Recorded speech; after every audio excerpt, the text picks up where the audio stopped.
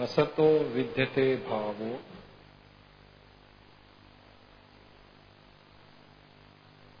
अभावो विद्यते सतः।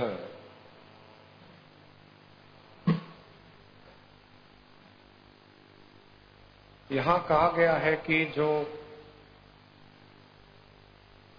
सृष्टि में असत है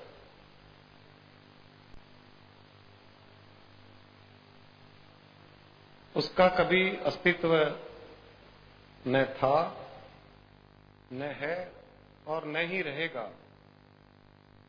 और जो सत्य है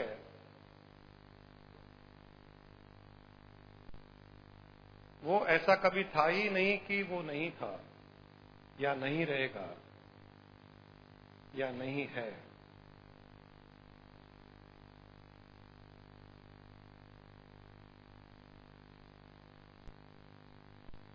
असत कभी था नहीं, असत कभी रहेगा नहीं,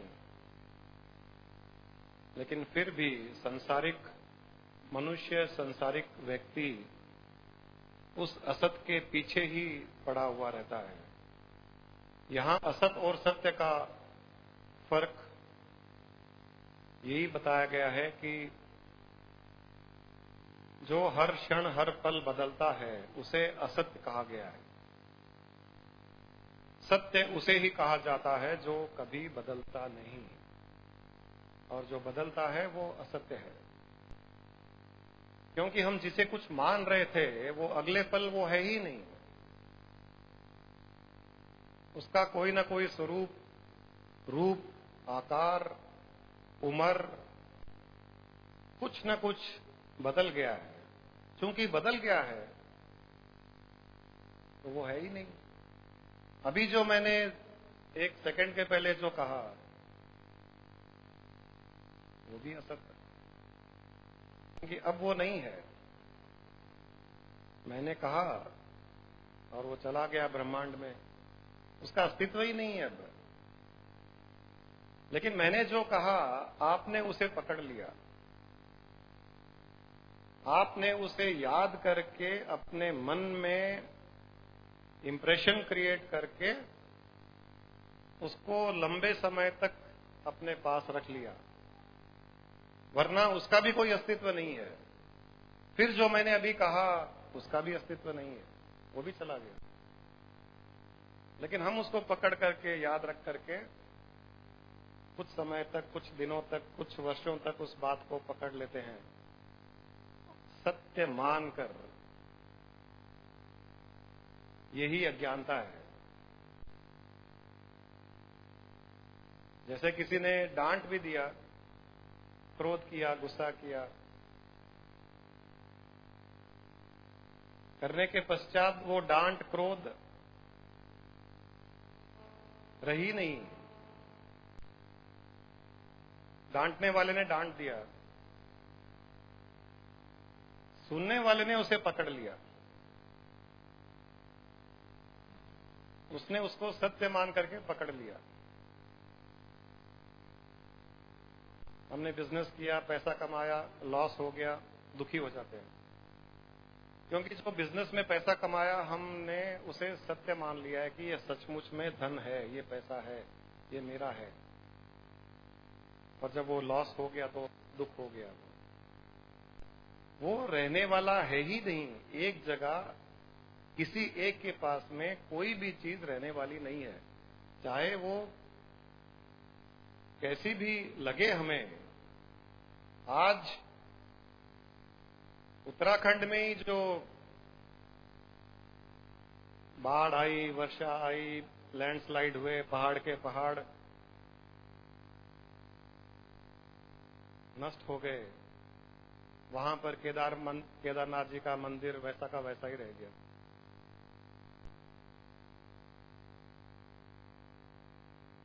आज रह गया,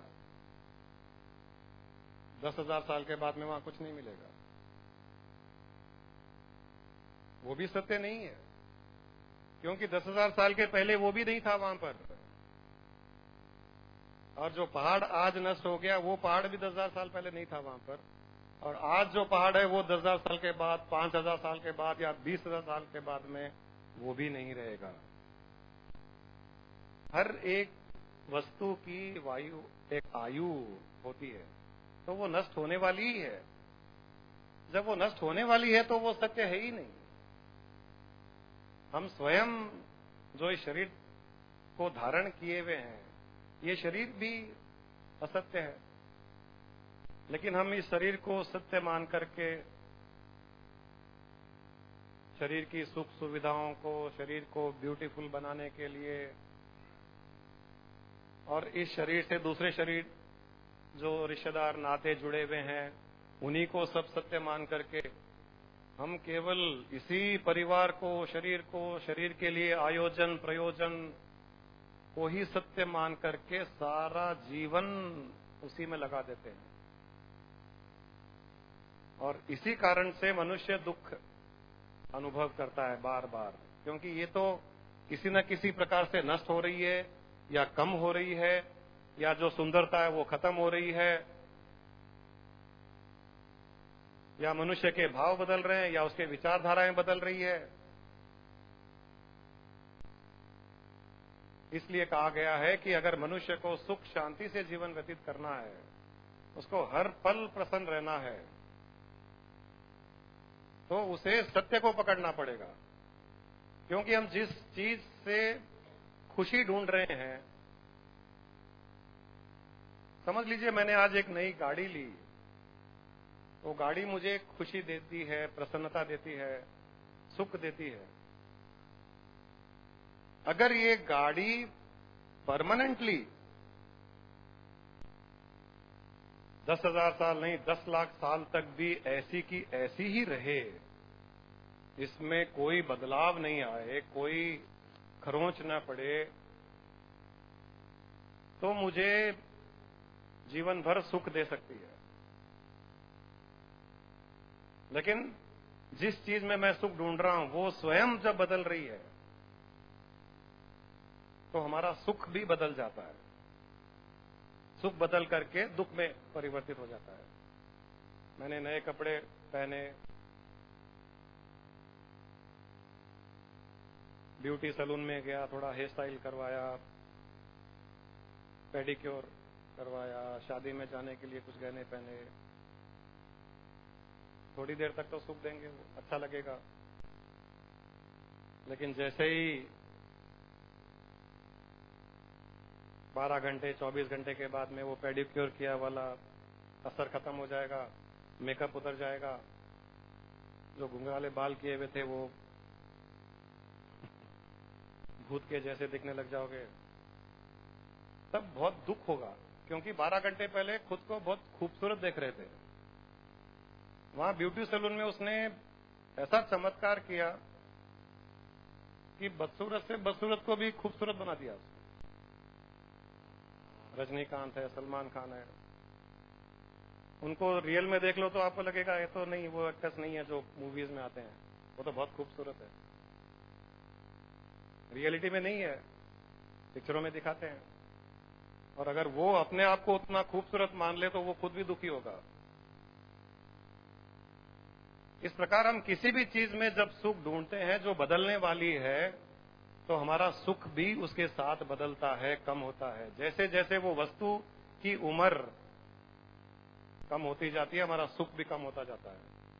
या उससे अच्छी चीज जब हमारे सामने आ जाती है, तो हमारी सुख देने वाली चीज भी हमको दुख देती है, काटने को दौड़ती है। तो इस संसार में हर कुछ बदलता है, हमारे भाव बदलते हैं, हमारे विचार बदलते हैं।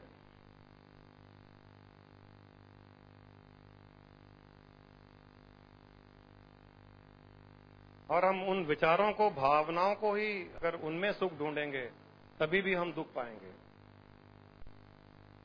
किसी ने कहा, अरे बहुत अच्छी बात करते हैं, विचार को उन्होंने विचार में सुख ढूंढ लिया। हाँ, यहाँ सत्संग होता है, रमेश जी बहुत अच्छी अच्छी बातें करते हैं, कुछ विचारों को उन्हें अच्छा लगा, उसमें सुख ढूंढ लिया। और जैसे ही मैंने कोई कटरीना कैफ की या प्रियंका चोपड़ा की बात की, दुखी हो जाते हैं, क्योंकि उन्होंने विचार में सुख ढूंढ लिया था, असत्य वस्तु में सुख ढूंढ लिया था। तो असत्य वस्तु तो बदलती है, मेरा भी भाव बदलता है, मेरे भी मूड बदलते हैं।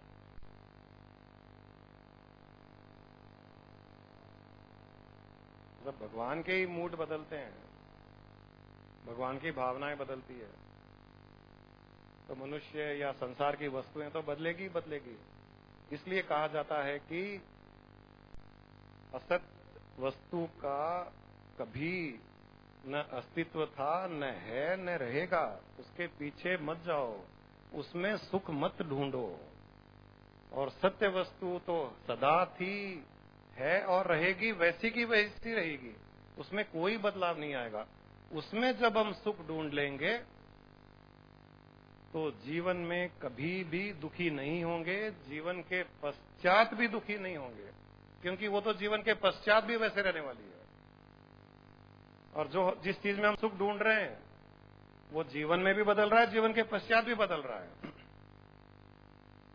आज एक बेटा बहुत सुख दे रहा है, 10 साल के बाद में बेटा दुख देने लग जाता है, इज्जत नहीं देता है, मान सम्मान नहीं देता है, सामने बोलता है।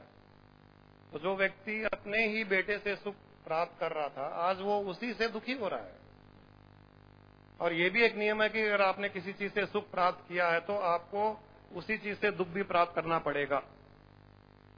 उससे आप छुटकारा नहीं पाओगे, नहीं पा सकते। और अगर इस जन्म में दुख नहीं पाया तो अगले जन्म में ट्रांसफर होकर के वो दुख आपको उससे पाना ही पड़ेगा, क्योंकि आपने सुख पाया था उससे। जो व्यक्ति इस सुख दुख को छोड़ करके केवल उस नित्य परमानेंट रहने वाली वस्तु के साथ में जुड़ जाता है, वो हरदम एक जैसा आनंद, एक जैसा ब्लिस प्राप्त करता है। जन्म जन्मांतर में भी वही वैसे ही करता है, मोक्ष हो गया तो भी उसी में स्थित हो गया, जन्म लिया तो भी वो आनंद के कारण आनंद ही प्राप्त करता है। क्योंकि सुख का दुख उल्टा है, प्रसन्नता का कष्ट उल्टा है, ऑपोजिट है। एक शब्द आनंद का ऑपोजिट नहीं है, ब्लिस का, इंग्लिश में भी ब्लिस का ऑपोजिट नहीं है और हिंदी में आनंद का ऑपोजिट नहीं है। इसीलिए कहा जाता है कि उस चीज को पकड़ो जो हरदम एक जैसी रहे। हम जो संसारिक विषयों से भागते हैं, हमारे पास एक उपाय यह होता है कि हम उनके पीछे भागें, या दूसरा उपाय यह होता है कि उसके पीछे भागें, उसको पकड़ें जिसने इन चीजों को बनाया।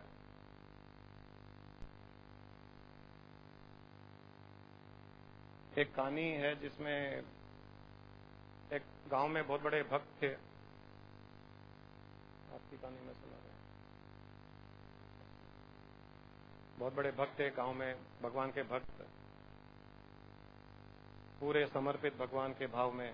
तो एक साधु को पता चला कि बहुत बड़ा भक्त यहां रहता है गांव में, तो साधु उसके घर गए। तो भक्त साधु को देख करके बहुत प्रसन्न हुआ। उसने कहा, महाराज आइए, भगवान के घर में आइए, आपका भगवान के घर में स्वागत है। तो साधु ने कहा, अच्छा भगवान का घर है? बोले हाँ भगवान का घर है, आप भगवान के घर में पधारिए, आपका स्वागत है। तो साधु बड़ा प्रसन्न हुआ कि घर को भी भगवान का घर ही कह रहा है। अंदर गए साधु महात्मा, उनको आसन पर बिठाया, उनको खाना परोसा। बोले महाराज जी भगवान का प्रसाद है, लीजिए। बड़े प्रसन्न हुए। बोले ये थाल, ये कटोरी, ये सब भगवान की है। बोले ये फर्नीचर, बोले भगवान का है। उनकी लड़की परोसने आई, उसने ये भगवान की बेटी है। बहुत अच्छा लगा महात्मा को। बेटे के लिए पूछा, पत्नी के लिए पूछा, बोले सब भगवान के ही है। एक एक चीज घर में जो महाराज ने देखी, साधु ने उसके बारे में पूछा, सब भगवान का ही भगवान का है। तो ऊपर जब गए तो वहां पर पूजा रूम था, वहां पर पूजा रूम में भगवान की मूर्ति थी। बोले ये मूर्ति, ये बोले ये मेरी है, बाकी सब भगवान का है। हर चीज भगवान का है, लेकिन भगवान मेरे हैं। मैंने उसको पकड़ लिया जो हर चीज को उत्पन्न करता है, मैंने उसे ही पकड़ लिया जो सब चीज को बनाता है, और उसको पकड़ने के कारण वैसे भी सब चीज मेरी हो गई। तो ये अगर भाव बन जाए मनुष्य का कि उसको पकड़ लें जिसने सब चीज को बनाया है, तो सब चीज हमारी हो गई। वैसे भी भाव ये होना चाहिए कि अल्टीमेट उस तक पहुंचने का जिसके द्वारा सारी सृष्टि की उत्पत्ति हुई, जिसके द्वारा सारी वस्तुओं की उत्पत्ति हुई, जिसमें सारा ज्ञान भरा हुआ है, जिसमें सारा ध्यान भरा हुआ है, जिसमें सारे आनंदित अनुभव भरे हुए हैं, जो कभी कम नहीं होता, जो कभी बढ़ता नहीं, जो एक जैसा रहता है, जिसके मूड स्विंग नहीं होते हैं जैसे वाइफ्स के होते हैं,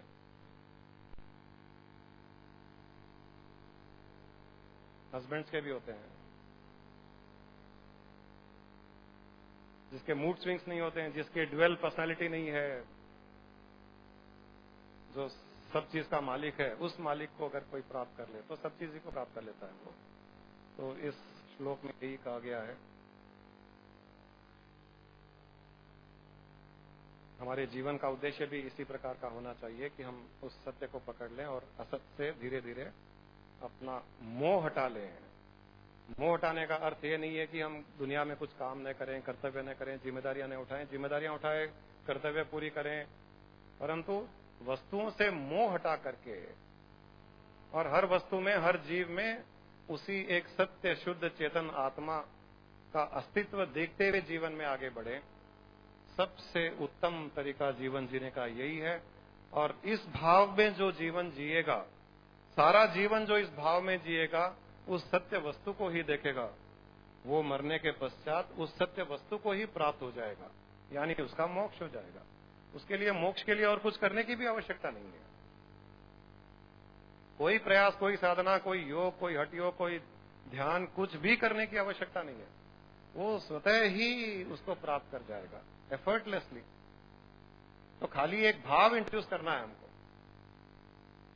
कि वो सत्य हर वस्तु में, हर चीज में उसका ही अस्तित्व है।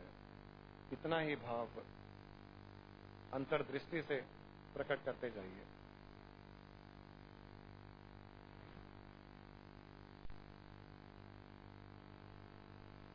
इस विचारधारा में कोई अगर कुछ ऐड करना चाहता है, कोई बातचीत करना चाहता है।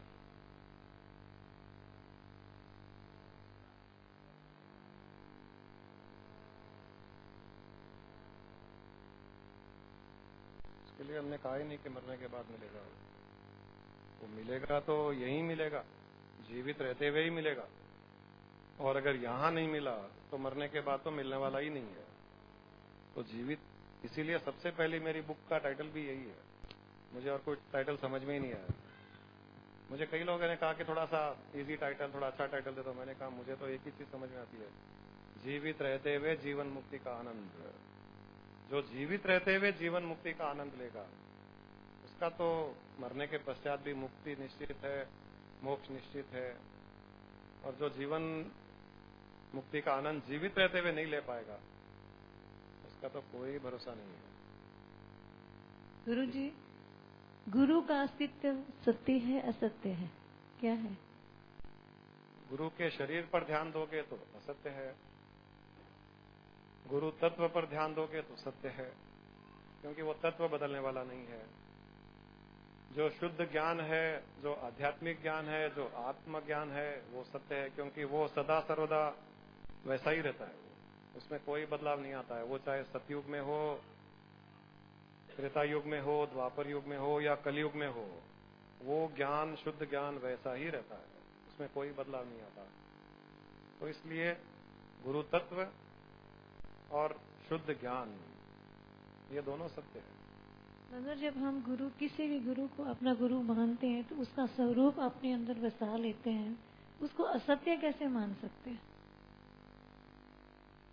वो तो समय आने पर ही पता चलेगा, जब वो कहीं डिस्को पार्टी में मिल जाएगा, कहीं पीवीआर थिएटर में बैठा हुआ पॉपकॉर्न कोल्ड ड्रिंक पी रहा है, उस टाइम आपके भाव बदल सकते हैं।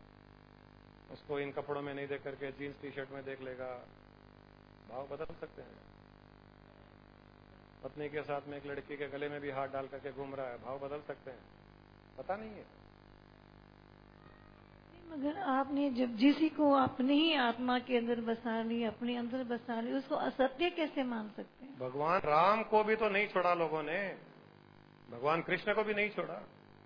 भगवान राम के समय में भी भगवान राम पर, सीता पर लांछन लगाया लोगों ने, लगाया कि नहीं लगाया? सीता मैया का क्या भरोसा, शुद्ध है अशुद्ध है, रावण के साथ में इसने क्या किया, लंका में रही इतने साल, माता सीता को नहीं छोड़ा। भगवान राम पर लांछन लगाया कि जो दूसरे पुरुष के साथ में इतने दिन रह गई उसको वापस घर ले आया ये राम। गुरु तो क्या चीज है? तो फिर गुरु जी, शरीर को असत्य मान के गुरु की पूजा कैसे की जाए? शरीर माध्यम बन सकता है, शरीर माध्यम बन सकता है, मैंने ये नहीं कहा। क्योंकि आप अभी बैठ करके प्रश्न कर रहे हो तो शरीर है तो ही प्रश्न कर रहे हो। अगर मैं अभी निराकार हो जाऊं तो कहां देख करके प्रश्न करोगे? तो ये प्रश्न आप जो कर रहे हो, इस शरीर से आप शरीर के द्वारा शरीर को माध्यम बना करके गुरु तत्व से प्रश्न कर रहे हो, और जो ज्ञान आ रहा है वो भी गुरु तत्व से ग्रहण कीजिए। तब शरीर के रहने या न रहने पर भी आपका कनेक्शन उस तत्व से रहेगा। तत्व से रहने के कारण ज्ञान भी आपको रिवील होता जाएगा। जैसे आज हमारे स्वामी जी नहीं है, आज हमारे गुरु को 13 साल हो गए शरीर छोड़े हुए, लेकिन आज भी उनका ज्ञान का प्रवाह हो रहा है। आज भी कुछ न कुछ नई बातें रिवील हो रही है जो हमने कभी सुनी नहीं, पढ़ी नहीं, कभी चिंतन नहीं किया उन विषयों पर। उन विषयों के बारे में भी आज ज्ञान प्रवाह हो रहा है, रिविलेशंस हो रहे हैं, ऐसे ऐसे हो रहे हैं जो ऐसे लगता है कि तो ये बात तो किसी को सृष्टि में ही पता नहीं है, क्योंकि हम उस तत्व से जुड़े हुए हैं।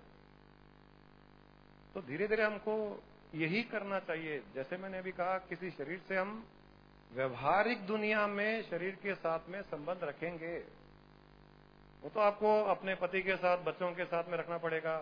स्थूल शरीर है तो खाना भी खाना पड़ेगा, परंतु स्थूलता के पीछे उस सूक्ष्म तत्व को भी देखने का प्रयास करें, उस तत्व के साथ जुड़े रहें। शरीर को माध्यम मानिए, ये शरीर ही सब कुछ है ऐसा नहीं। शरीर हाथ रख दिया सिर के ऊपर कल्याण हो जाएगा, ऐसा कुछ नहीं है। शरीर हाथ रख देगा सिर फूट भी जाएगा, संभव है, इसलिए कभी हाथ मत रखवाइए। तत्व से जुड़े हुए रहेंगे तो ऐसा कुछ नहीं होगा। अभी भी लोगों के साथ में होता है, किसी गुरु को बुलाया अपने घर पर गृह प्रवेश में, उनसे पूजा करवाई, उसके बाद में उनके तकलीफें शुरू हो गई। किसी ने और कुछ किया श्रद्धा से, क्योंकि उन्होंने शरीर को ही सब कुछ मान लिया, और तकलीफों के कारण अब श्रद्धा कम हो गई। ये क्या हो गया? हमने हमारे गुरुजी के साथ, स्वामी जी के साथ में भी कई लोगों को ऐसे होता हुआ देखा है, उनकी श्रद्धाएं कम होती हुई देखी है, जो बहुत श्रद्धालु थे एक समय में। जब संसार में, दुनिया में, परिवार में, धन दौलत में, हेल्थ में सब कुछ अच्छा चल रहा था, तब तो श्रद्धा बहुत अच्छी थी। जैसे थोड़ा उल्टा चलना शुरू हुआ, श्रद्धा भी उल्टी चलने लग गई, क्योंकि वो लोग शरीर से जुड़े हुए थे। ये नहीं करना चाहिए। आप तत्व से जुड़े होंगे तो तत्व को तो आप कभी ब्लेम नहीं कर सकते। जैसे आज आपके जीवन में कुछ बुरा भी होता है, तो आप भगवान को अगर ब्लेम करना चाहो तो कहां ब्लेम करोगे उसे? और ये भी नहीं बोल सकते कि हाँ भगवान घर आए थे इसलिए उल्टा हुआ, वो भी नहीं बोल सकते आप, क्योंकि वो तो सदा सर्वदा से है। कोई तिरुपति जाकर के भी रिटर्न में आ रहा है, एक्सीडेंट हो गया है, तो भी वो भगवान को तो ब्लेम नहीं करेगा, वो कहेगा मेरे भाग्य में ऐसा ही है, फिर भी ईश्वर की कृपा है, क्योंकि वो तत्व से जुड़ा हुआ था। लेकिन गुरु के प्रति भाव लोगों का जब केवल शरीर में स्थित हो जाता है और हर चीज उसके शारीरिक एक्शन के साथ में जुड़ जाता है। वो आया तो शुभ हो गया, वो गया तो ऐसा हो गया, उसने हंसा तो अच्छा लग गया, उसने डांटा तो बुरा लग गया, उन्होंने कहा कार्य हो जाएगा और कार्य नहीं हुआ, सब गड़बड़ हो जाती है। इसीलिए कहा जाता है शरीर से मत जुड़ो, गुरु के शरीर से भी नहीं जुड़ना, उस तत्व से जुड़ो। उसके शरीर का आना जाना, हंसना बोलना, रोना, गुस्सा करना, अगर इनसे जुड़े हुए रहेंगे तो आपके भाव भी बदलते रहेंगे। और शरीर से नहीं जुड़ोगे तो तत्व तो हरदम, गुरु तत्व तो आपके घर में हरदम है। ऐसा समय नहीं था जब आपके घर में नहीं था, ऐसा समय नहीं था जब आपके दुकान में नहीं था। दुकान की इनॉग्रेशन के पहले भी वो तत्व वहां था, दुकान की इनॉग्रेशन के बाद में भी है। आपकी समृद्धि में भी वो तत्व था, समृद्धि नहीं है, नुकसान भी हो गया तो भी वो तत्व है। गृह प्रवेश से पहले वहां कोई बिल्डिंग ही नहीं थी, खाली प्लॉट था, तो भी वो तत्व तो वहां है, वो था।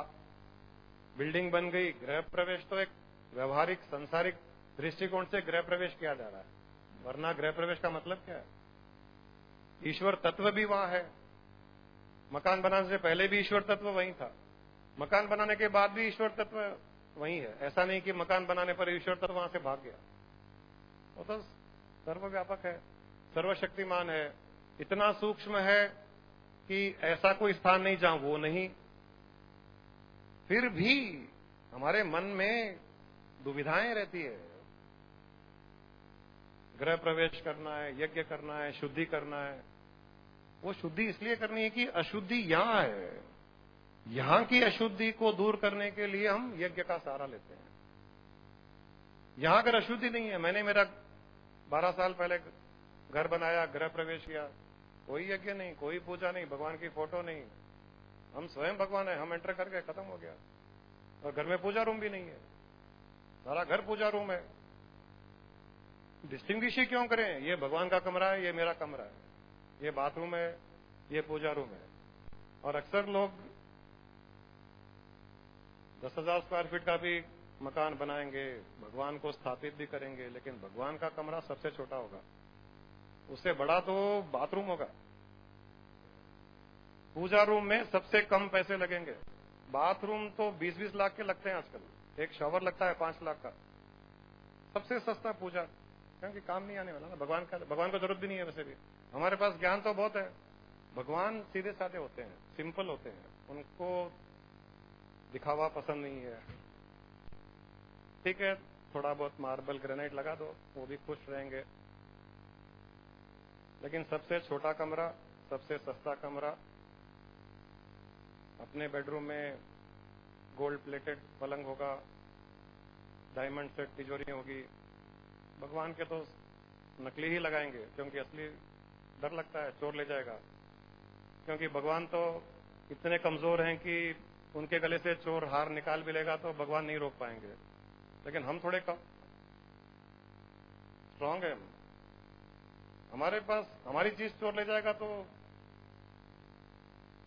सीसीटीवी लगे हुए हैं, कैमरास लगे हुए हैं, तिजोरी में अलार्म लगा हुआ है।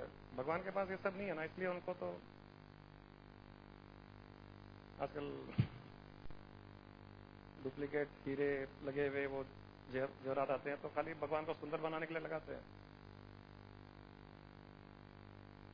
ये असत के साथ जुड़ने के कारण होता है। जब आप सत के साथ जुड़ जाओगे तो ये खिलौनों से खेलना भी बंद हो जाएगा, ये सब खिलौने ही है।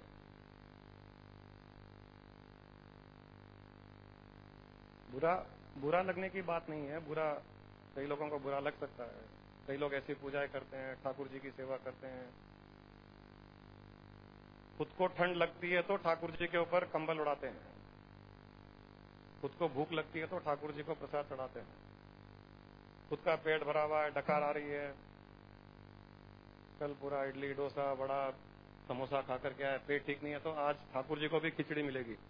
पक्की बात, आप नोट करके देख लो। आप किसी भी घर में चले जाओ, बेचारे ठाकुर जी का तो पेट ठीक है, उनको तो अच्छी पूड़ी सब्जी हलवा खिलाइए, आपका पेट खराब है, उनका थोड़ी खराब है। लेकिन खाना वही बनेगा जो आपको खाना है।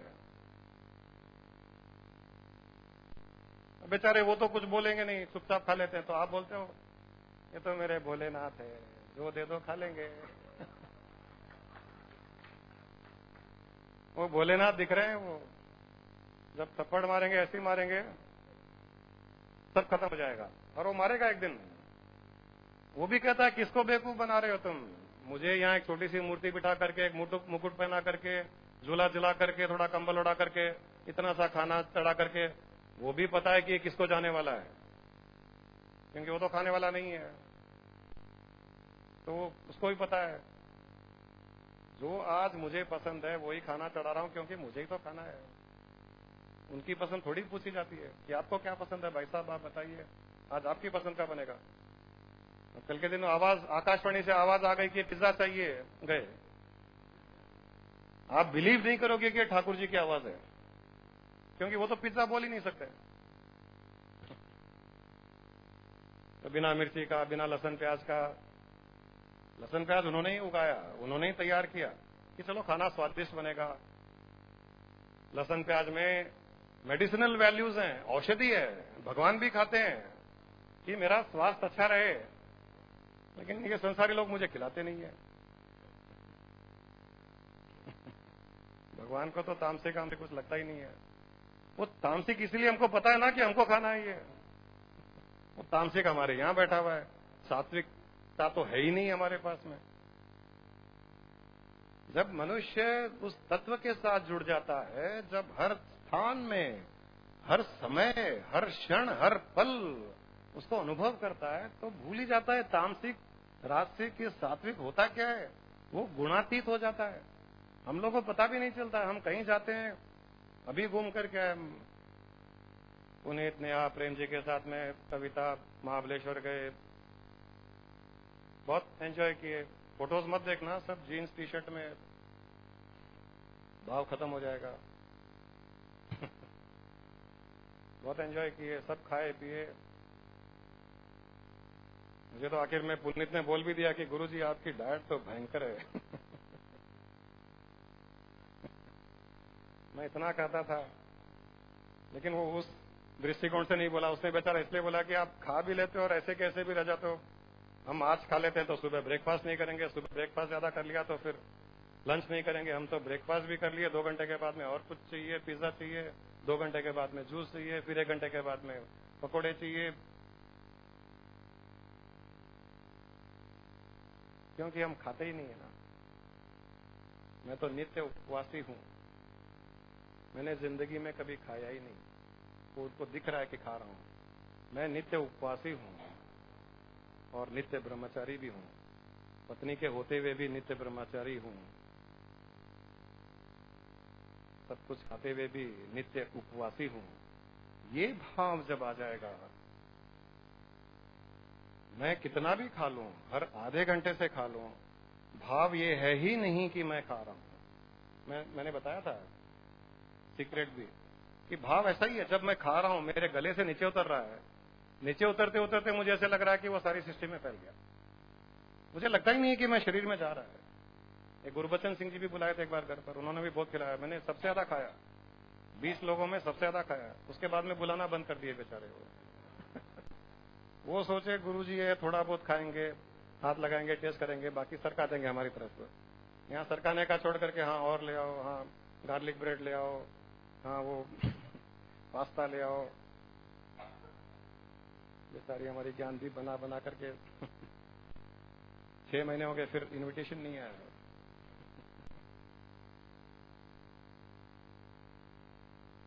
हर चीज भाव के ऊपर। खैर हंसी मजाक में भी ज्ञान प्राप्त होता है। हमने यही सीखा है। ऊंचा से ऊंचा ज्ञान भी आप हंसी मजाक में दे दो, बहुत आसानी से चला जाता है। ये हाईएस्ट नॉलेज यही है कि हर कुछ करते हुए भी न करो, हर कुछ खाते हुए भी नहीं खा रहे हो, और जो अंदर जा रहा है वो इसके अंदर नहीं, सृष्टि के अंदर जा रहा है, सृष्टि में फैल रहा है। उस ब्रह्म को प्राप्त हो रहा है, वो एंजॉय कर रहा है। वो जो सर्वव्यापक निराकार रूप से बेचारा भूखा रहता है हरदम, उसको कोई भोग नहीं लगाता है। मूर्ति को तो फिर भी कोई भोग लगा देगा। अब वो निराकार है, उसको कहां भोग लगाएगा कोई, कैसे भोग लगाएगा। उसको जो भोग लगाएगा, उसको जो स्वाद देगा, तब उसकी प्रसन्नता का बात अलग ही हो जाएगा। वो बड़ा खुश होता है तब। उस खुशी में कई बार देखना आप, बारिश हो जाएगी, जुबली हिल्स में फॉग आ जाएगा, उसका रिजल्ट पता चलता है आपको। तो ये नित्य उपवासी, नित्य ब्रह्मचारी, इस प्रकार की भावना, हर कुछ करते हुए उसको फील करना, उसी के साथ में एकजुट हो जाना, ये है उत्तम स्थिति, और हमको आगे बढ़ना चाहिए। किसी ने मुझे पूछा था कि आपकी बातें हैं तो ऐसे लगते जैसे कल से पूजा रूम को लॉक कर दूं, लेकिन कुछ गलत तो नहीं हो जाएगा ना? डर तो लगता है नहीं, क्या गलत हो जाएगा? कुछ गलत नहीं होगा। पूजा रूम को लॉक कर दो। हम तो चाहते हैं कि उसको पूजा रूम के कटघरे से, जेल से बेल दो, उसको बेचारे को बाहर निकलने दो। आप हर 2-4 महीने से आप हैदराबाद में रह करके, घर में रह करके थक जाते हो। आप कभी महाबलेश्वर जाते हो, कभी शिमला जाते हो, कभी स्विट्जरलैंड जाते हो। उसको भी तो चाहिए, उसको तो नहीं ले जाते हो कहीं भी, और जाते हो तो उसको लॉक करके जाते हो। उसको भी निकलने दो। निकलने का अर्थ है कि उसको हर जगह फील करना, उसको महसूस करना, हर पल, हर जगह, हर परिस्थिति में एंजॉय करते हुए, खाते हुए, पीते हुए, गाते हुए, नाचते हुए, रोते हुए, दुखी होते हुए। आपको शरीर, मन, इंद्रियों द्वारा जो करना है कीजिए, कोई नहीं रोकता है। किसी की डेड बॉडी पर बैठे हुए रो भी रहे हो तो भी फील उसी को करो। न डेड बॉडी को फील करनी है, न इस बॉडी को फील करनी है। आज वो डेड बॉडी है, वो उड़ जाएगी, कल के दिन ये वहां सो जाएगी। ये तो होने वाला, इसे वेट लिस्ट में ही है।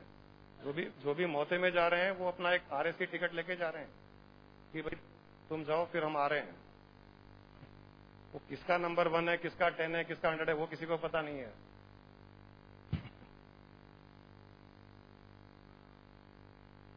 जिन लोगों के साथ में हम गए, वही अगली बार हमको ले जाने वाले हैं। तो इस असत चीज से हटो, उस सत्य को पकड़ लो। हर जगह, हर परिस्थिति में उसको फील करो। संसार के दुख दर्द तो दूर हो जाएंगे, शरीर स्वस्थ रहेगा, आनंद ही आनंद रहेगा। किसी के मूड स्विंग से आप विचलित नहीं होंगे। नुकसान फायदा सब एक जैसा लगेगा। सीरियसनेस लाइफ में खत्म हो जाएगी।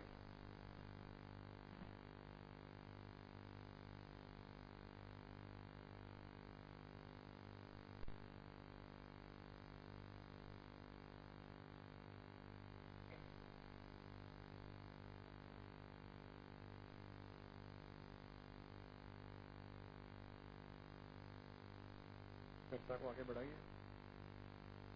चिंतन कीजिए, कॉन्टेम्पलेट कीजिए, प्रश्न पूछिए,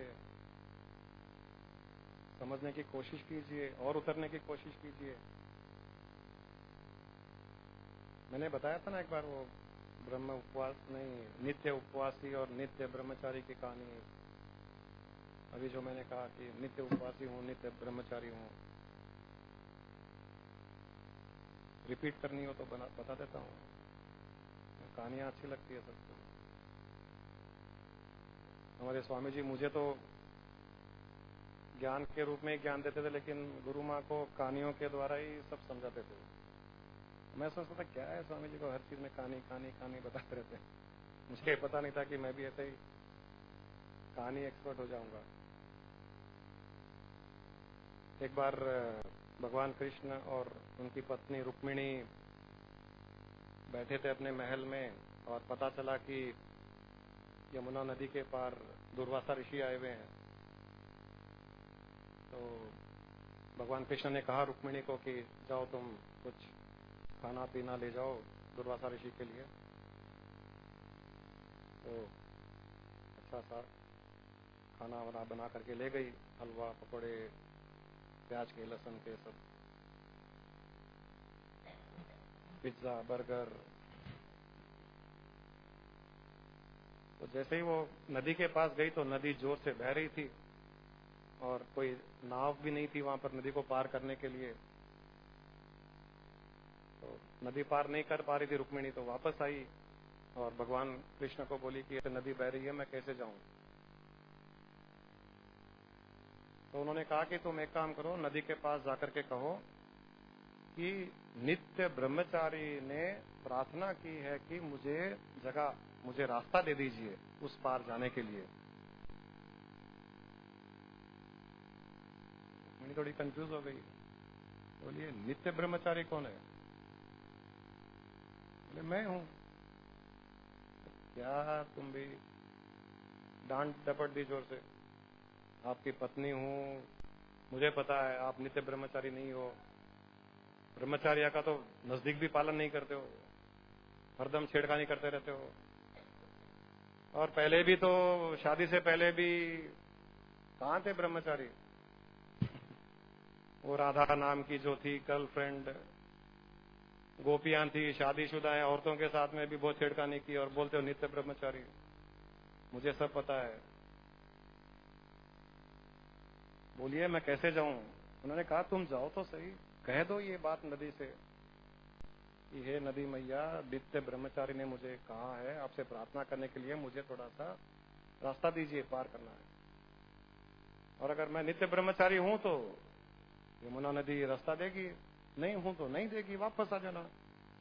बोले हाँ, ये प्रूफ मिलेगा मुझे। क्या ऐसे ही झूठ तो बहुत ही बोलते हो, मुझे पता है, कृष्ण मतलब ही झूठ।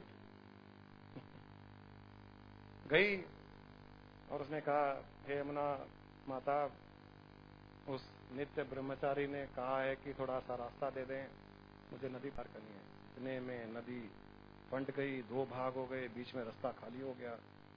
तो शौक हो गई बेचारी। नदी पार की, वहां ऋषि बैठे थे, उनको खाना खिलाया, मस्त मेरे जैसे ही वो लवासा में महाबलेश्वर में जैसे खाना खाए वैसे ही पूरा का पूरा 4 आदमियों का खाना पूरा खा लिया। इसको भी पता नहीं था, ये तो सोचे ऋषि मुनि है थोड़ा खाएंगे, लेकिन वो भी भुक्कड़ थे, पूरा साफ कर दिया। जब वापस खाली डब्बा लेकर के आ रही थी तो फिर नदी बहने लग गई। अब क्रॉस कैसे करे?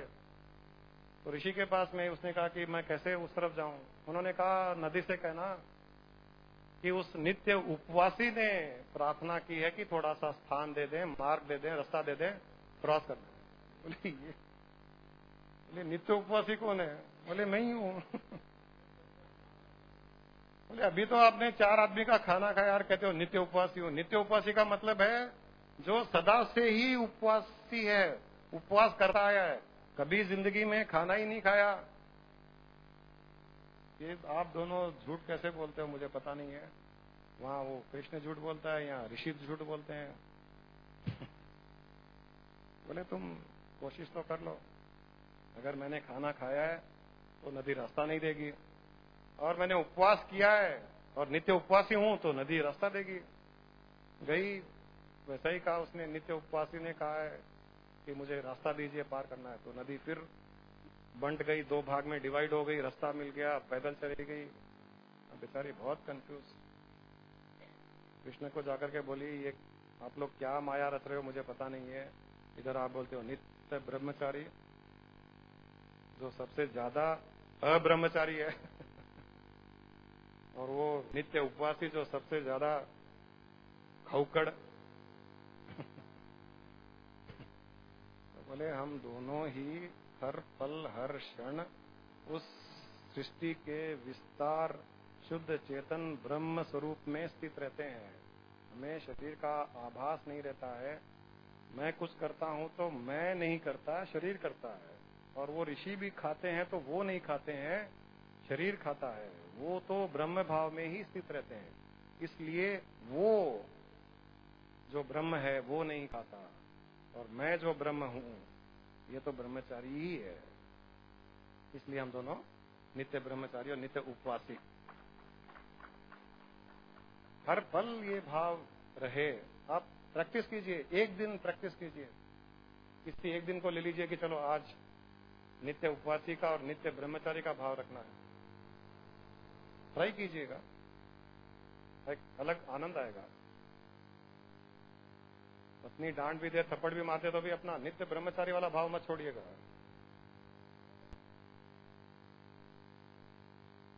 एक दिन कोशिश करके देखिएगा, उसके बाद में अच्छा लगा तो इसको प्रैक्टिस कीजिए।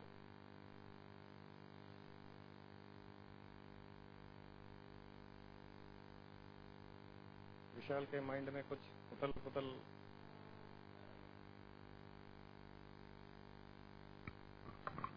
प्रणाम गुरुजी।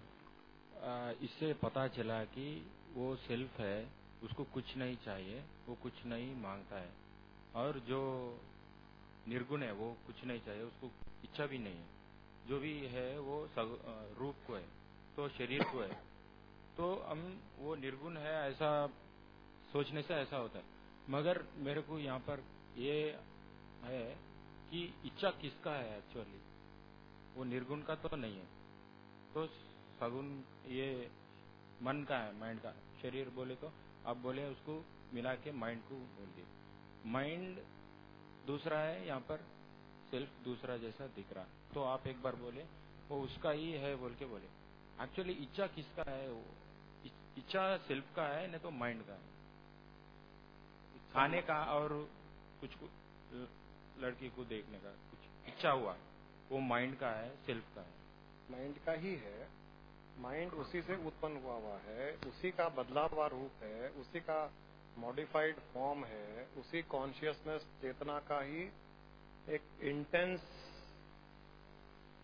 प्रोडक्ट है, परिवर्तित रूप है उसका। उस परिवर्तित रूप में इच्छाएं करना, सोचना, मोह रखना, द्वेष करना, दुश्मनी करना, उसमें वो आ जाते हैं। तो मन में जो भी नेगेटिव भी है वो एक्चुअली देखे तो उसका ही चाहिए। अगर ये भाव कर लोगे कि जो भी मन में हो रहा है सब उसी का ही हो रहा है, नेगेटिव हो, पॉजिटिव हो, अच्छा हो, बुरा हो, खाने का हो और कुछ हो, सब उसी का ही भय, मेरा कुछ नहीं है, तो आप मुक्त हो। अगर वहां पर देखे तो कोई इच्छा भी नहीं है, वो बहुत प्योर है, शुद्ध है, ऐसा दिख रहा मेरे को। इसे मैं दूसरे आयाम से आपसे पूछ रहा हूँ, मगर वो क्लियरिटी हो रही नहीं। अभी मैं एक लड़की को बुरी नजर से देखा, तो वो ईश्वर ने बुरी नजर से देखा ऐसा मैं लगाए, तो उधर से ईश्वर हट जा रहा वहां पर, वो देख ही नहीं सकता ऐसा। एक बोलता वो प्योर है, उसको चाहिए भी नहीं, कुछ भी नहीं चाहिए उसको, तो उसका दूसरा फॉर्म में वो देख रहा बोले तो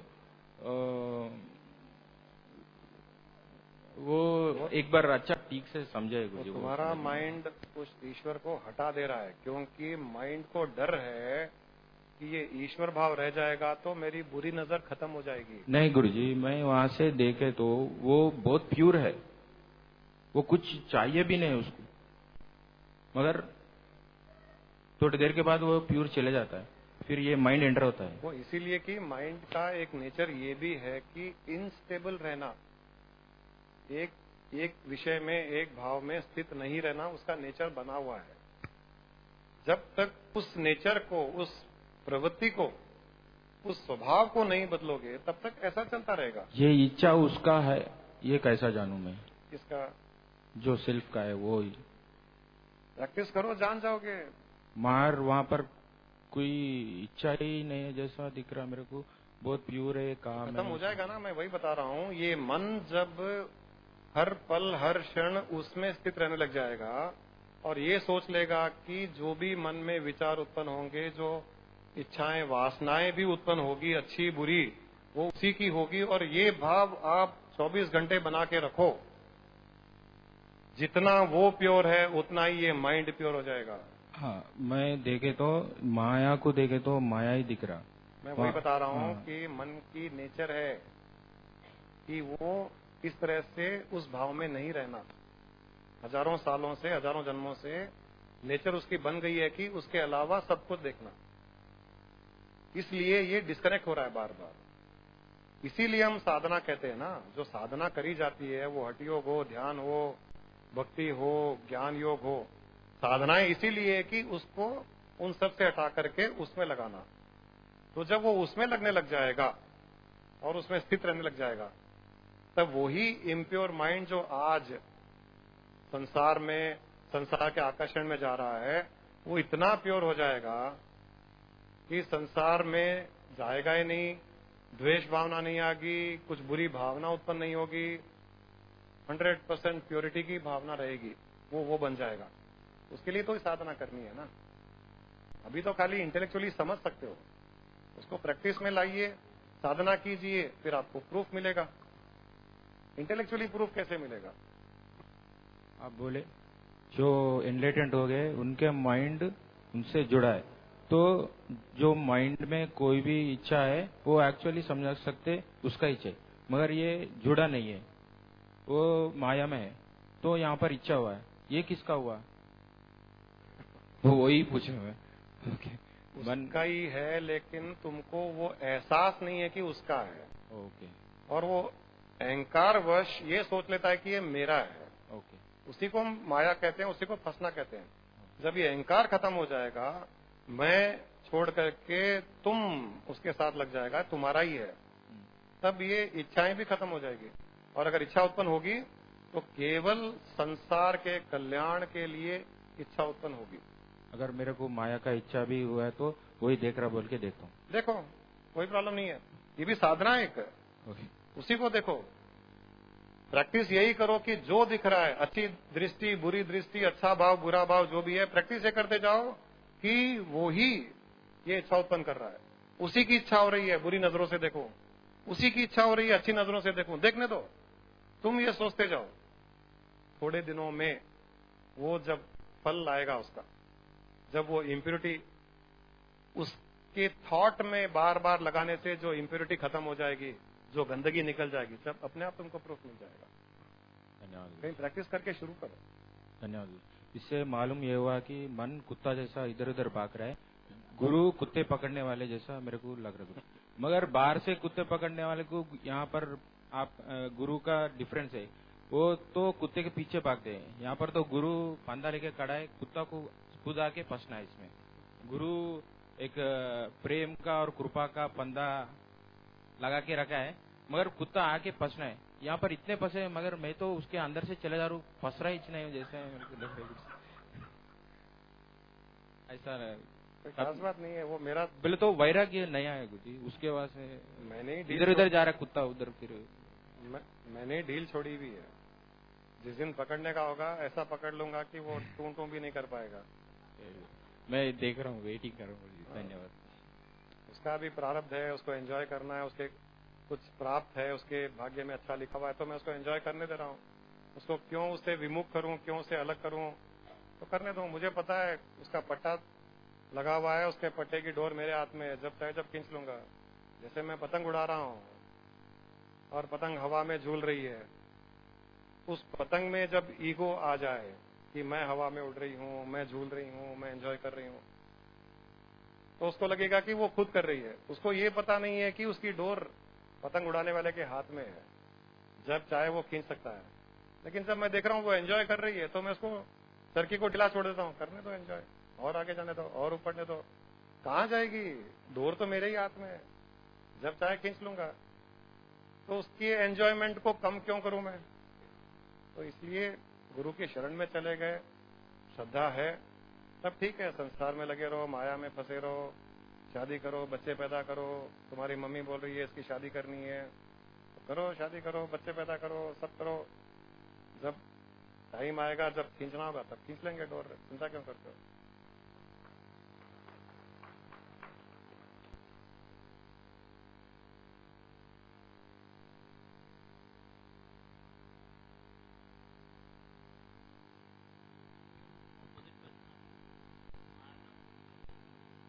मतलब कोई है कि बुरी नजर से देख रहे हैं, बोले ऑपोजिट से भी एक्शन आएगा ना, आएंगे, झगड़ेंगे। जब आप में प्योरिटी आ जाएगी तो ऑपोजिट से भी प्योरिटी का ही रिएक्शन होगा।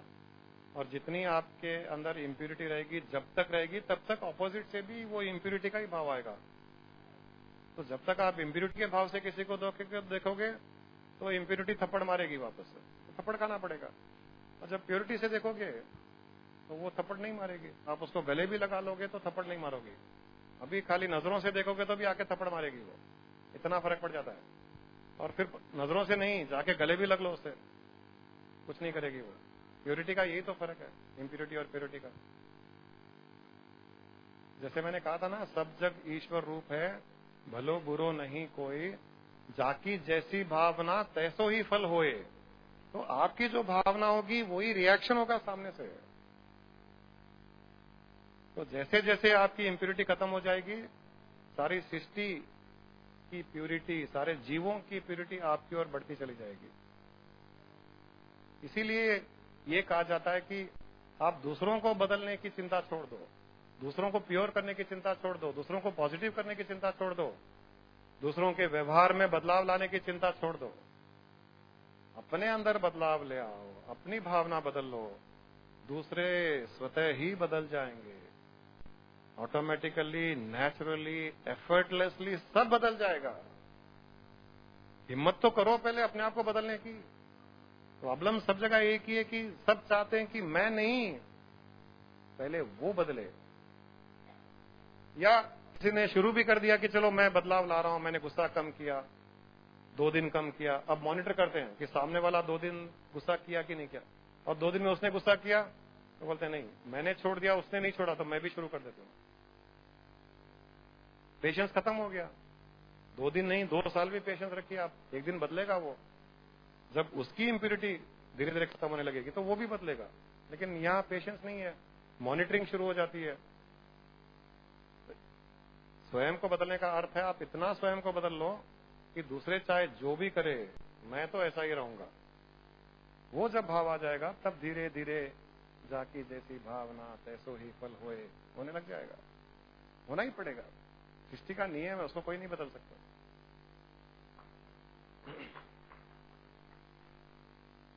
जैसे कि अभी आप बता रहे थे कि पूजा रूम को बंद कर दो और वो मंदिर को बंधक बना के मत रखो, मंदिर जाना बंद कर दो। नहीं, मैं नहीं कह रहा हूं कि ऐसे कर लो।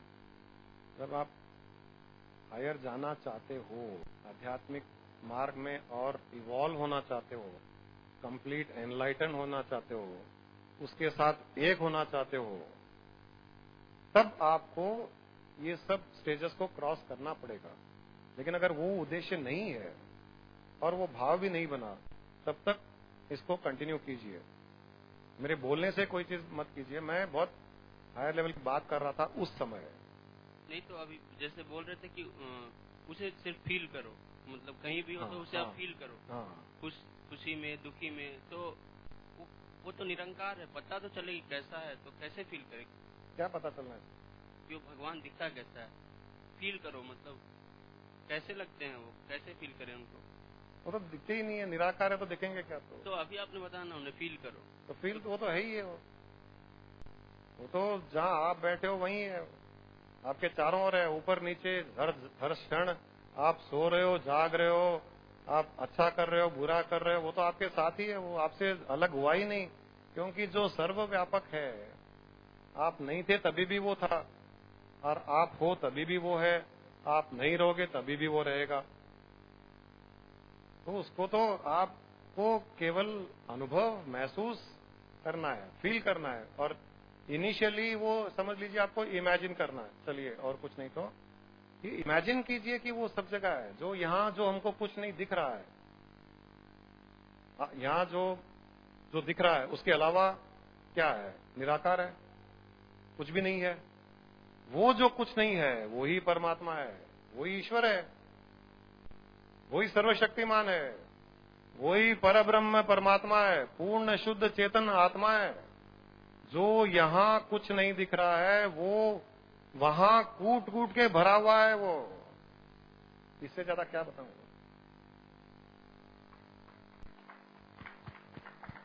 जैसे आप पानी में, कोई स्विमिंग पूल में स्विमिंग करते हो, अंडर वाटर चला जाइए, आपको चारों तरफ क्या दिखेगा? पानी पानी दिखेगा। लेकिन वहां पर पानी दिख रहा है, पानी फील हो रहा है, लेकिन ऐसा कोई स्थान नहीं रहेगा अंडर वाटर जाने पर कि वहां पानी नहीं है। और उसमें दूसरा आदमी भी जब डुबकी लगाएगा, जब आप उसको देखोगे तो आप उसको देखते हुए पानी को भी देखोगे, राइट जी? पानी के थ्रू देखोगे। अब यहां वो इतना सूक्ष्म है कि हमारी आंखों से दिखने वाली चीज नहीं है, जब तक हमारी दिव्य दृष्टि खुल नहीं जाती है जो इसको देख सके। अब जब मैं आपको देख रहा हूं, आपसे बात कर रहा हूं, मैं स्विमिंग पूल वाली ही हालत में हूं। अगर हम दोनों स्विमिंग पूल में होते तो और मैं आपको देखता तो मैं मेरे पास में से पानी को आप तक देख करके फिर आपको देखता, राइट जी। हम दोनों के बीच में हम पानी को देखते, तो मैं अभी भी उस परब्रह्म परमात्मा को, शुद्ध चेतना को देखते हुए आपको देख रहा हूं। मुझे दिख रहा है वो आप देखने की कोशिश कीजिए। अभी आप मुझे देख रहे हो जी। तो हम दोनों के बीच में एक रिक्त स्थान है जो जहां ऐसा कुछ नहीं दिख रहा है। आप फील कीजिए कि वहीं वो ईश्वर उस निराकार स्थिति में स्थित है। केवल यहां नहीं, सभी के बीच में जहां रिक्त स्थान है, जहां एम्प्टी स्पेस है, वो एक्चुअल में एम्प्टी नहीं है, it is filled with pure consciousness which is invisible. ये भाव जब लाने लग जाओगे और इंटेंसिटी से दिन रात ये भाव को लाते जाइए, आपको दिखने लग जाएगा। वो दृष्टि खुल जाएगी जो इसको देख सकती है। जैसे भगवान कृष्ण ने अपना विश्व रूप दिखाया था अर्जुन को, तो उन्होंने अर्जुन को दिव्य दृष्टि दी। उन्होंने कहा तुम्हारी आंखों से तुम मेरे विश्व रूप को नहीं देख पाओगे। दिव्य दृष्टि दी, तब उसने उस रूप को देखा, और उस रूप को खाली अर्जुन ने देखा और किसी ने नहीं देखा, क्योंकि वो साधारण आंखों से दिखने वाली चीज नहीं है। अब जैसे आप इस ग्लास को ले लो, इस ग्लास के अंदर पानी है, इस पानी में देखिए क्या दिखता है आपको? पानी ही है, इसमें और कुछ नहीं है। इसमें बिलियंस ऑफ बैक्टीरिया है, लाइव बैक्टीरिया,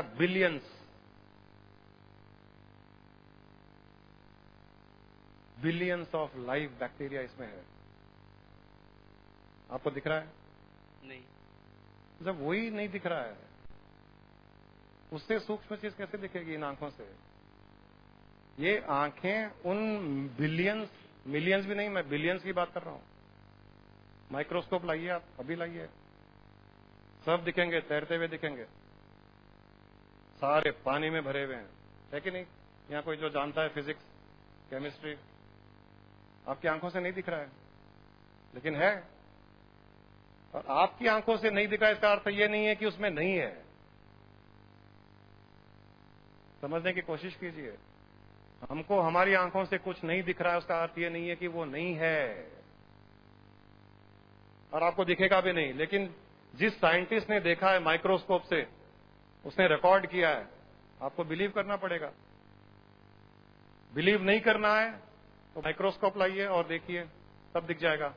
मैं भी वही कह रहा हूं, या तो मेरी बात पर विश्वास करो।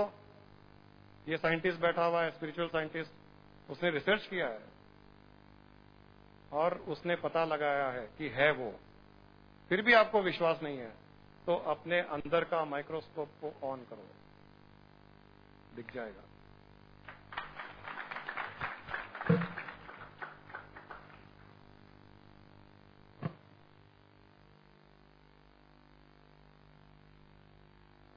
क्यों? संजय सिंह ठाकुर, भरत सिंह जी, बात जची ना?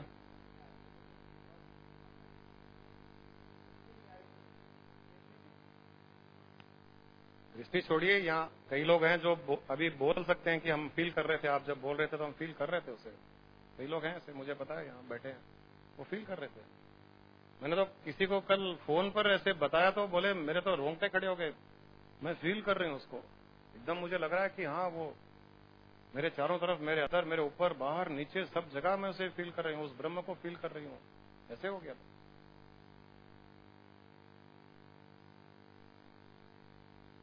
ये फील भी आपको जब पूर्ण विश्वास, श्रद्धा हो जाती है, भक्ति भाव बढ़ जाता है उसमें, प्रूफ हो या नहीं हो, किसी ने कहा है और उन पर मुझे विश्वास है, तो उनकी बात को विश्वास करके भी आदमी अगर फील करनी शुरू कर दे तो फील हो जाएगा उसे। फील उसे नहीं होगा जो विश्वास नहीं करेगा। और कोई दिक्कत नहीं है, शास्त्रों में भी बताया गया है कि 3 लेवल्स हैं आपके पास में किसी चीज को अग्री करने के लिए। एक लेवल है शास्त्र में लिखा हुआ है, फर्स्ट लेवल, आप पढ़ लो, सुन लो, विश्वास कर लो कि हाँ वो सब जगह है, निराकार है, निर्गुण है। चलो शास्त्र पर विश्वास नहीं है, किसी जीवित गुरु जिसने साधना की, जो इन बातों को बहुत स्पष्ट तरीके से बताता है, अच्छे एग्जाम्पल के द्वारा बताता है, मेरे जैसे, उसकी बात पर विश्वास कर लो। हर माइंड वो भी नहीं कर पाएगा, क्योंकि माइंड में बहुत कंडीशंस होती है। तब शास्त्र कहता है कि अगर मुझ पर भरोसा नहीं है, उस गुरु पर भरोसा नहीं है जिसने इसे प्राप्त किया है, तब तुम स्वयं साधना करके अपना स्वयं अनुभव कर लो। वो भी तो तरीका अवेलेबल है। मैं वो भी नहीं करना चाहता, तब तो मैं माफी मांग लेता हूं। शास्त्र कहता है मैं भी माफी मांगता हूं। माफी इसलिए कि इस समय शायद तुम्हारे प्रारब्ध कर्म इतने स्ट्रांग है कि तुम उनसे बाहर नहीं निकल करके उसको प्राप्त नहीं कर पा रहे हो। प्राप्त कर सकते हो, कितने भी प्रारब्ध कर्म हो। हम अगर कुछ प्राप्त करना चाहे तो हम उसको तोड़ करके, काट करके निकल सकते हैं, लेकिन उसमें तोड़ने की, काटने की इतनी शक्ति चाहिए जो प्रारब्ध कर्मों की शक्ति से अधिक हो, तभी आप तोड़ पाओगे, काट पाओगे। या तो वो शक्ति डेवलप करो कि प्रारब्ध कर्मों की शक्तियों को काट दूं मैं, या ठीक है भाई समय आएगा जब हो जाएगा, तब समय आएगा एक दिन।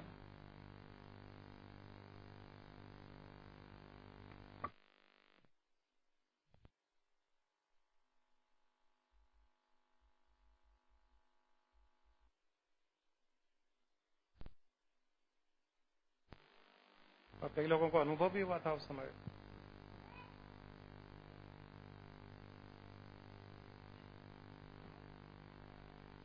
इससे रिलेटेड है क्या?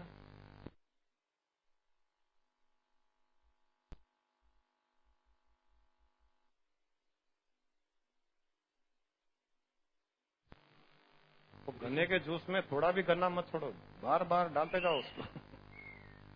वो 2 रोल के बीच में इतना डालो कि उसमें एक ड्रॉप भी जूस न बचे। हाँ बोलिए ना।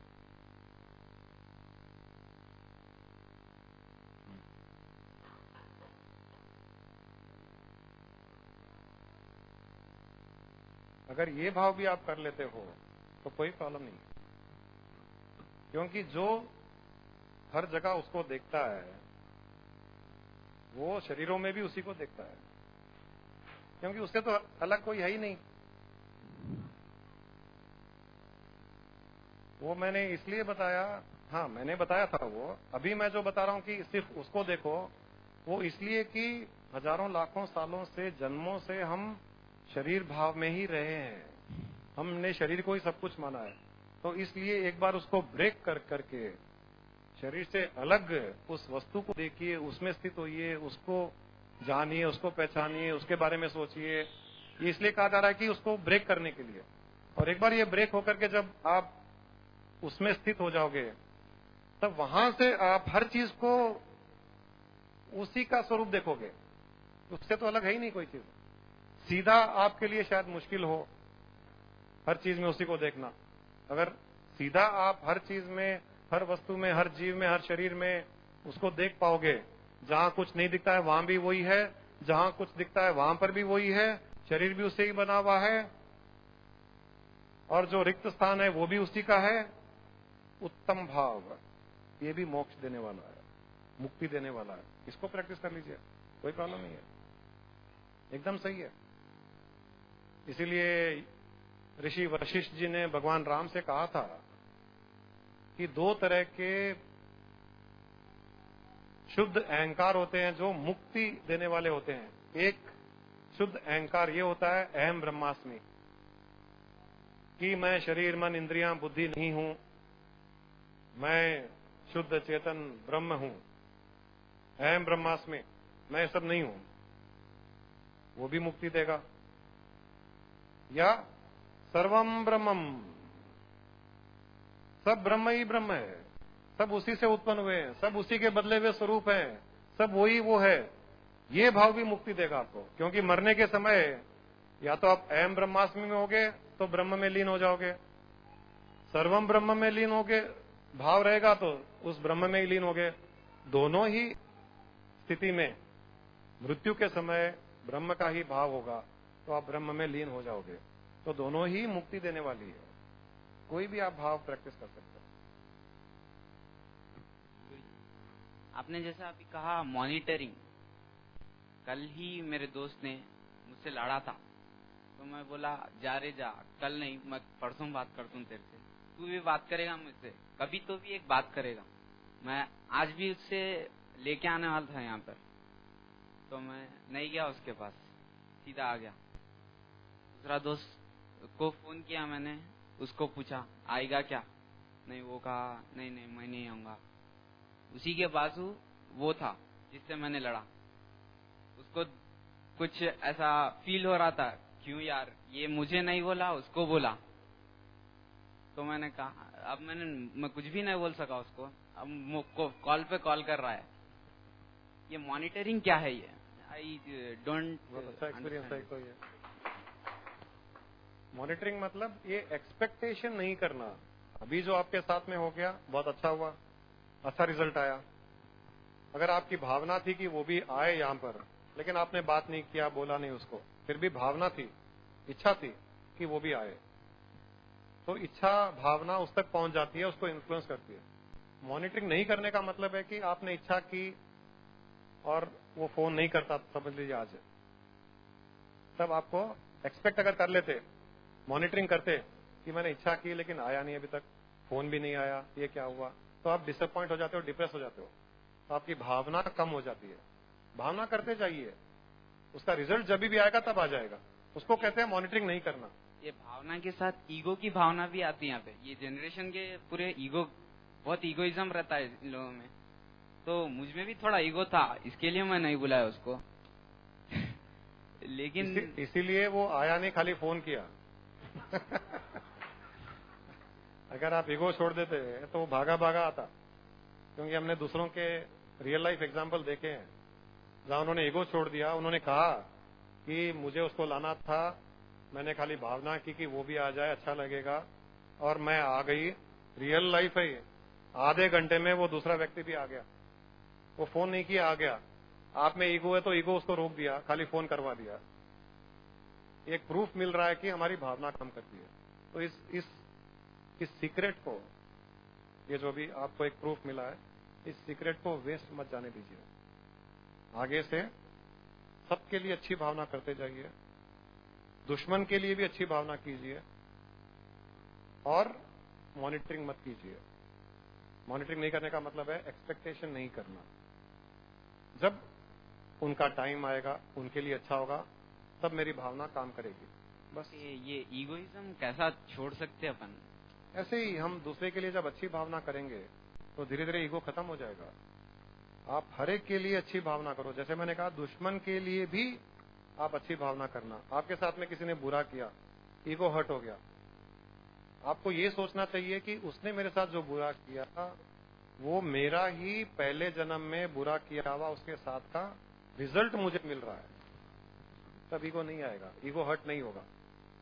मेरे साथ जो हो रहा है, मुझे कोई गाली दे रहा है, मेरा नुकसान कर रहा है, मैं ये मानता हूं कि मैंने उसको गाली दी, मैंने उसको नुकसान किया कभी न कभी, किसी न किसी जन्म में, इसलिए वो मेरे साथ कर रहा है, तब ईगो हर्ट नहीं होता है। उल्टा मुझे बुरा लगता है कि मैंने उसके साथ ऐसा क्यों किया जिसके कारण उसको मेरे साथ ऐसा करना पड़ रहा है, तो ईगो हर्ट नहीं हुआ। जब ऐसे करने लग जाओगे तो धीरे धीरे ईगो कम हो जाएगा। दूसरा, हर चीज में आप अपने आप से किसी बड़े एक शक्तिशाली डिवाइन पावर को फील कीजिए, उस पर विश्वास कीजिए कि जो हो रहा है वो कर रहा है, मुझे कुछ चाहिए, मेरे जीवन में अच्छा हो, जो भी हो वो ही कर सकता है, मैं नहीं। ये मैं छोड़ना ईगो कम होना हो जाता है। व्यवहार में रिलेशनशिप अच्छे रखिए, छोटे बड़ों के साथ में रिलेशनशिप अच्छे रखिए। ऐसे करने से धीरे धीरे ईगो खत्म हो जाएगा। हर किसी को खुश रखने की कोशिश कीजिए। उस खुश रखने में खुद को तकलीफ भी हो तो भी उनको खुश रखने की कोशिश कीजिए। ये सोचिए कि मेरा लाइफ, यहाँ जो संसार में आने का ऑब्जेक्टिव यही है, भगवान ने भेजा इसीलिए कि जाओ संसार में सबको खुशी देकर के आओ, और मुझे वही काम करना है। ये जैसे करते जाओगे ईगो अपने आप कम होता जाएगा।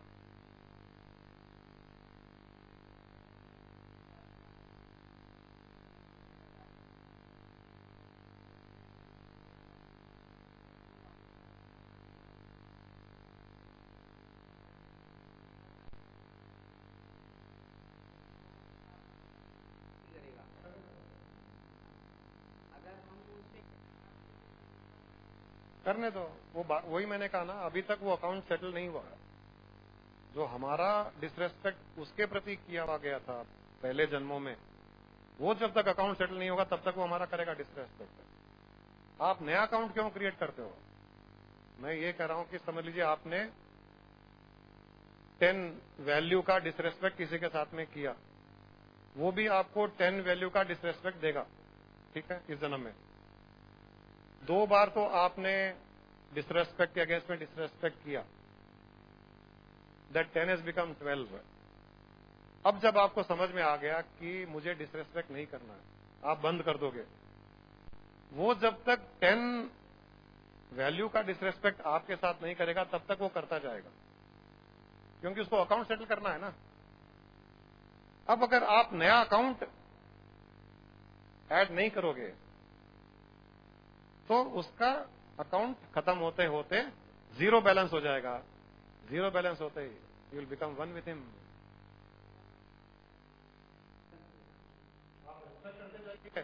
तो उसका 10 8 हो जाएगा, 6 हो जाएगा, बहुत फास्ट उसका अकाउंट खत्म हो जाएगा।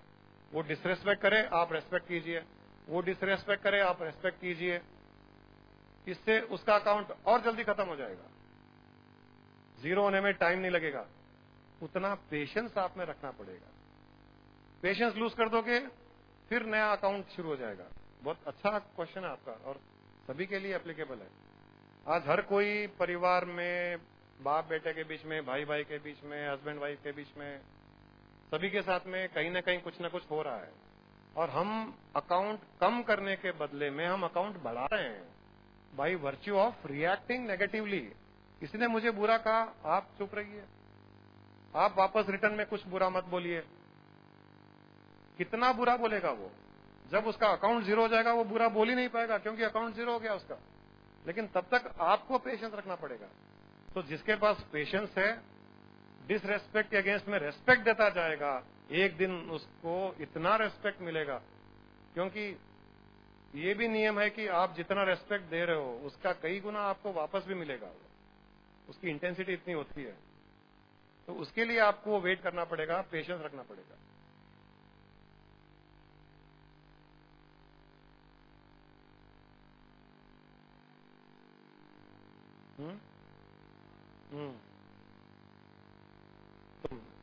हाँ, तो गलत है।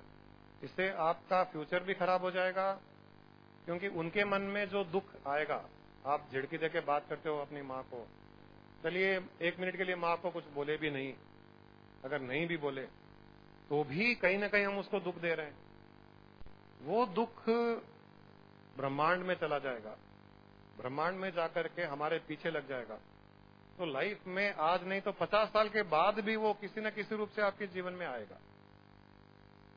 इसीलिए कहा जाता है कि जब तक हो सके तब तक किसी के मन को दुखाओ मत, कष्ट मत दो।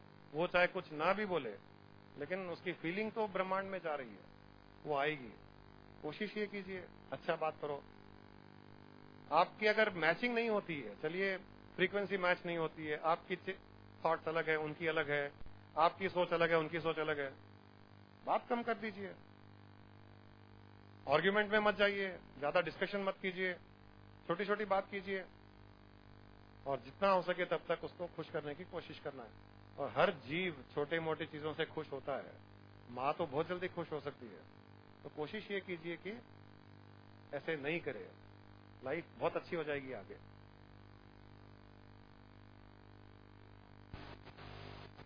अगर कोई बोलता है रसोई बनाई है सुबह में, नहीं वो उठते नहीं और बनाते नहीं, ऐसा है। थोड़ा उपलब्ध है कि आपको खाना नहीं खाना है उस दिन, उपवास कीजिए, उसमें क्या है। 3 दिन नहीं खाएंगे, 4 दिन फिर माँ तो ऐसे नहीं करेगी, पत्नी भी नहीं करेगी, न बहन करेगी न भाई करेगा। कहीं न कहीं हमने ही कभी न कभी दुख कष्ट बुरा बोलना करना किया है, उसके अगेंस्ट में वो वैसे कर रहे हैं। जब आप सुधर जाओगे, जैसे भी बात हुई, आप चेंज हो जाओगे, आप शुद्ध हो जाओगे, आप साफ हो जाओगे, तो अपने आप सामने वाला बदलेगा समय आने पर। मॉनिटर मत कीजिए, अभी वही बात हुई, मॉनिटर मत कीजिए, करने दीजिए, सामने वाले करते हैं, ठीक है। आदमी पेट तो कैसे भी भर सकता है, भूखा तो कोई नहीं रहता है, और कुछ नहीं तो बिस्किट खा के रह जाएगा, बाहर बंडी पर इडली खा लेगा, कुछ भी खा लेगा, पेट तो भर लेगा वो। मतलब उसके पास ऑल्टरनेट रास्ते हैं, आपको फ्रिक्शन नहीं करना है, बस सिंपल। आप एक सोच लीजिए कि मुझे आज के बाद में किसी से कोई फ्रिक्शन नहीं करना, फिर देखिए आप, आज नहीं 5 साल के बाद देखिए, हो सकता है 5 साल तक आपके प्रारब्ध कर्म आपके पीछे लगे रहेंगे, वो जब तक जीरो नहीं जाएंगे तब तक ये सब चलेगा। 5 साल के बाद, 10 साल के बाद ब्यूटीफुल लाइफ, मस्ती आएगी, एकदम मजा आएगा जीने का।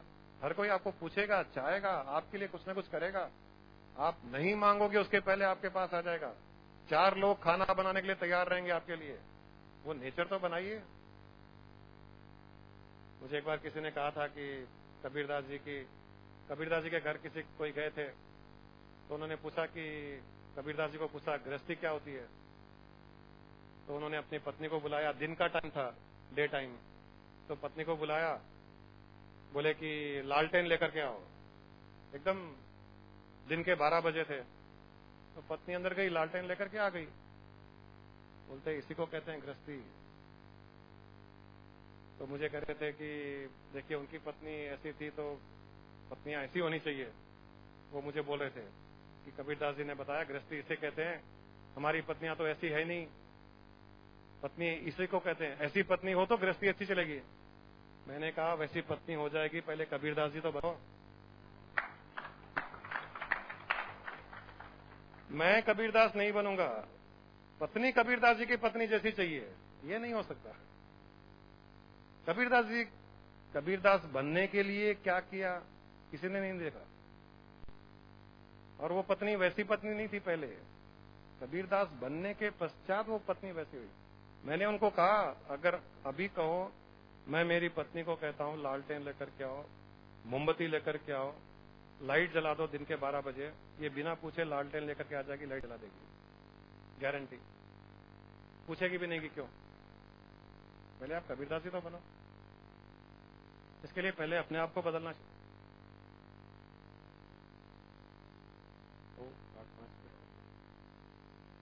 कबीरदास जी बनिए, अपने आप में बदलाव लाइए, हर पल हर जगह हर स्थान में उसी को देखिए, उसी का दर्शन कीजिए। जहां कुछ नहीं दिखता है वहीं सब कुछ है, उसको फील कीजिए, आभास कीजिए। मेरी बात पर विश्वास है तो, नहीं है आंख बंद करके पद्मासन लगा करके ध्यान कीजिए, या मैं एड्रेस बताता हूँ, हिमालय में वहां जाइए, गुफा में रहिए, खाना पीना कुछ नहीं मिलेगा, साधना कीजिए, तो अपने आप प्रकट हो जाएगा वो। जब भूख लगेगी बहुत तो वो प्रकट हो जाएगा वो। यहाँ तो हम समोसा खिला करके बोल रहे हैं कि उसको फील करो। एनीवे, आप सब इसी मार्ग पे चलिए, सत्य को पकड़ लीजिए और जीवन का आनंद लीजिए, यही आप सबके लिए शुभकामनाएं हैं।